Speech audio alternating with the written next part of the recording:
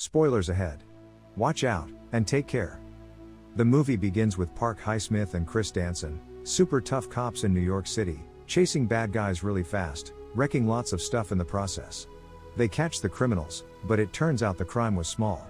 Even though they caused a mess, they're called heroes, and get the key to the city. At the police station, they're treated like famous people. There are other cop pairs, like Martin and Fosse and Officer Bob, who talk about boring stuff at weird times. There's also Alan Gamble, who is a very serious accountant, and his partner Terry Hoyts, who wants more exciting action.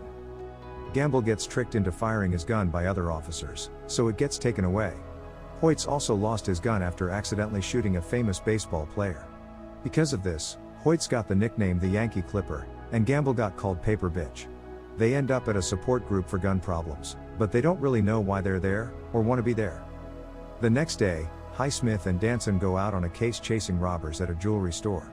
They try to catch the robber, who escapes using a zip line. Highsmith and Danson try to follow, but end up falling to the ground instead. It's a big mystery why they jumped. The city gives them a big funeral as heroes. With Highsmith and Danson gone, the police department turns to Hoyts and Gamble. At the funeral, Hoyts almost starts a fight with the other detectives. He thinks they should step up, and fill the gap left by Highsmith and Danson. Hoyts really wants some action, but he's stuck with Gamble, who's more interested in a case about bad construction. Then they get a call about gunfire and drugs. Hoyts drags Gamble out to handle it. But things go badly when Gamble crashes their car into the crime scene. They meet a rich guy named David Urshan. Hoyts keeps teasing Gamble for not being tough enough. They also hassled Officer Bob about a picnic.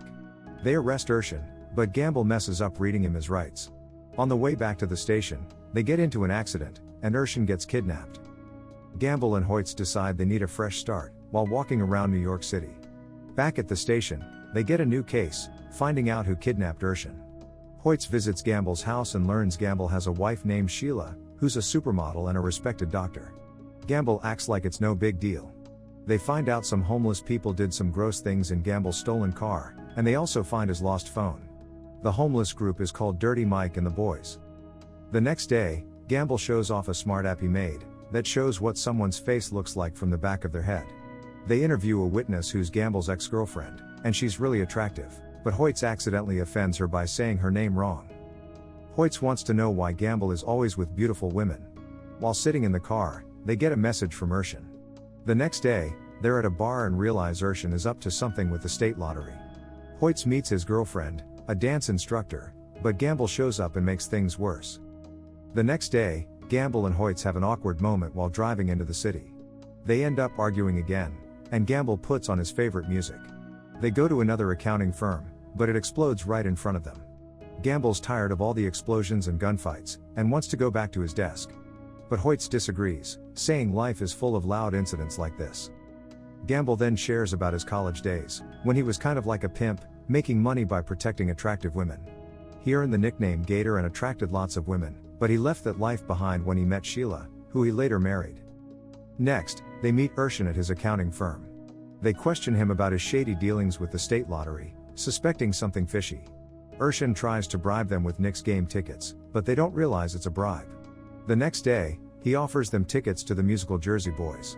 They discover Urshan's been doing shady stuff to cover up bad investments. Hoyts' aggressive approach doesn't help.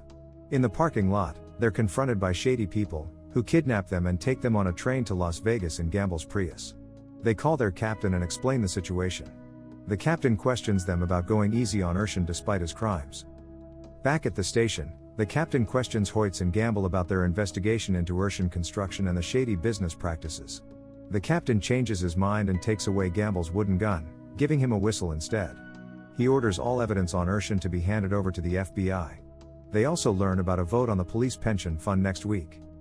Hoyts goes to his girlfriend's art gallery, but accidentally damages expensive modern art. Meanwhile, Gamble talks with Sheila at home, and decides he's done with the case. She reveals she's pregnant, leading to an argument and Gamble getting kicked out. Feeling down, Gamble and Hoyts encounter Dirty Mike and the Boys, and decide to go on a wild spree. They interview Urshan's lawyer, but mistakenly give him all their evidence. Back at the station, Hoyts is furious. They receive a call about a possible jumper from a high-rise. Gamble claims he has negotiation experience but messes up, causing the jumper to jump, who turns out to be connected to Urshan.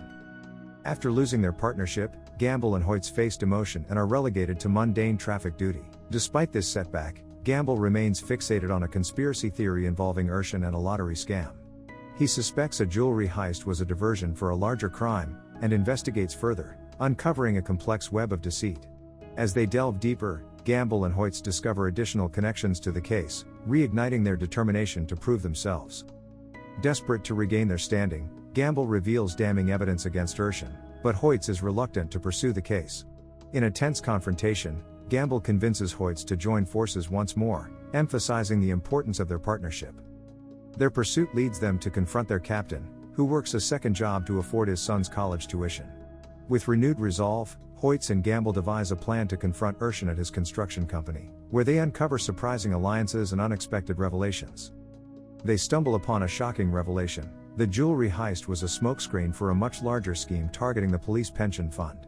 As they delve deeper, they uncover connections to Lendl Global, a shady corporation set to profit immensely from the fund's misfortune.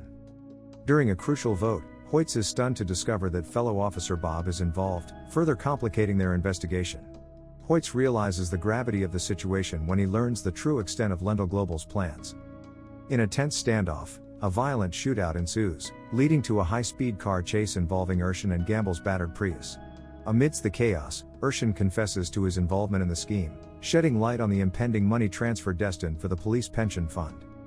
As the dust settles, they take Urshan into custody, but their personal lives remain in disarray.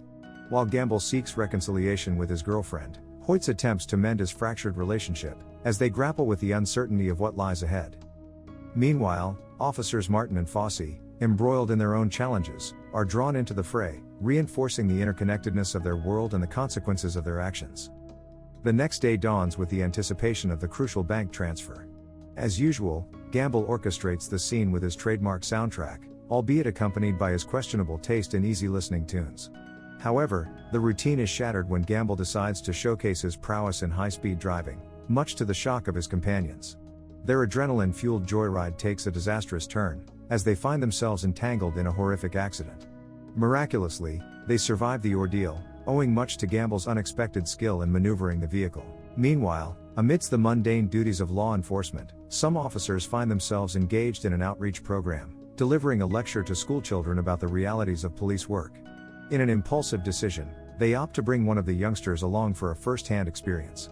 However, their well-intentioned gesture quickly spirals into chaos, when a helicopter descends upon them, unleashing a barrage of gunfire. The ensuing chaos culminates in a calamitous collision involving Hoyts, Gamble and their youthful companion. As the pursuit intensifies, Urshan finds himself relentlessly pursued by a shadowy faction. The chase reaches a dramatic climax on a sprawling golf course driving range, where a desperate showdown unfolds.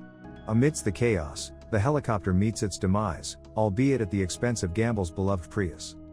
Simultaneously, the other officers, hot on Urshan's trail, manage to intercept the transfer before it transpires. With nerves of steel, they confront the investors, holding them at gunpoint and bringing an end to the nefarious scheme. In the end, justice prevails, as they successfully apprehend all those involved, bringing closure to a tumultuous chain of events. After Urshan's arrest and subsequent incarceration, it becomes apparent that he is using his time behind bars to continue his illicit activities, manipulating investments and engaging in shady accounting practices. Despite the ongoing battle against white-collar crime, Hoyts and Gamble emerge as heroes, for their pivotal role in this justice. Gamble's ingenious smartphone app proves instrumental in unraveling the intricate web of criminals involved in the illicit bank transfer. With the dust settled, Hoyts finds happiness in his personal life, finally tying the knot with his longtime girlfriend. However, his hopes of having Sheila, a wanted criminal, stand by his side as his best man are dashed when she declines, citing obvious reasons. During a casual outing to Nathan's on Coney Island, Gamble and Hoyts are unexpectedly greeted by none other than Derek Jeter. The former baseball star unveils shocking revelations, informing that he was framed the night he was shot, and entrusting them with their next assignment. Their latest case thrusts them into the heart of the financial world, targeting none other than the notorious investment firm Goldman Sachs. True to form, Gamble finds himself entangled with yet another captivating woman amidst the high-stakes investigation. As they wrap up their latest escapade, Hoyts is consumed by curiosity, longing to uncover Gamble's enigmatic secret. In a surprising confession, Gamble reveals that his first romantic encounter was with none other than the iconic supermodel, Heather Locklear. Highsmith reflects on the diverse characters within every police department, from the standout officers to the desk-bound 9 to 05ers, and, to the unconventional duo like Hoyts and Gamble, the other guys, who defy expectations and leave their mark on the force. The end. Thank you for watching. Subscribe if you'd like to see more videos like this. Turn on the notifications, and leave a like to help the channel out.